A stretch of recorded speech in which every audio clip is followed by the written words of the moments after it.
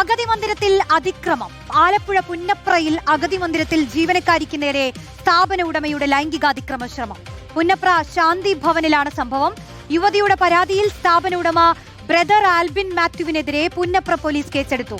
മനീഷ് മഹിബാൽ ചേരുന്നു. മനീഷ്, എന്തൊക്കെയാണ് ഈ നാട്ടിൽ നടക്കുന്നത്? ഇതിലിപ്പോൾ കേസെടുത്തിട്ടുണ്ടല്ലോ അല്ലേ?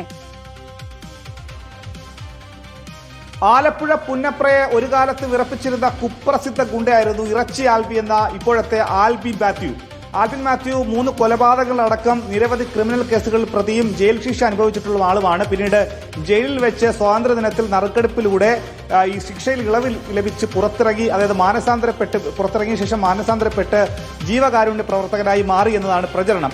ഇപ്പോഴത്തെ ആലപ്പുഴയിൽ ശാന്തി ഭവൻ എന്ന പേരിൽ ഒരു അഗതി മന്ദിരം പ്രവർത്തിക്കുന്നുണ്ട്. അതിന്റെ നടത്തിപ്പുകാരൻ, അതിന്റെ ഉടമ കൂടിയാണ് ഈ ആൽബിൻ മാത്യു. അങ്ങനെ 3 മാസങ്ങൾക്ക് മുൻപ്, ഈ സ്ഥാപനത്തിൽ 3 മാസങ്ങൾക്ക് മുൻപ് ജോലിയിൽ പ്രവേശിച്ച ഒരു നഴ്സിനോട് കഴിഞ്ഞ ഒരാഴ്ചയായി നിരന്തരമായി ലൈംഗിക ചേഷ്ടകൾ കാണിക്കുന്നു. ലൈംഗിക ആഗ്രഹത്തോടു കൂടിയുള്ള കാര്യങ്ങൾക്ക് വേണ്ടി പെൺകുട്ടിയെ പ്രേരിപ്പിക്കുന്നു.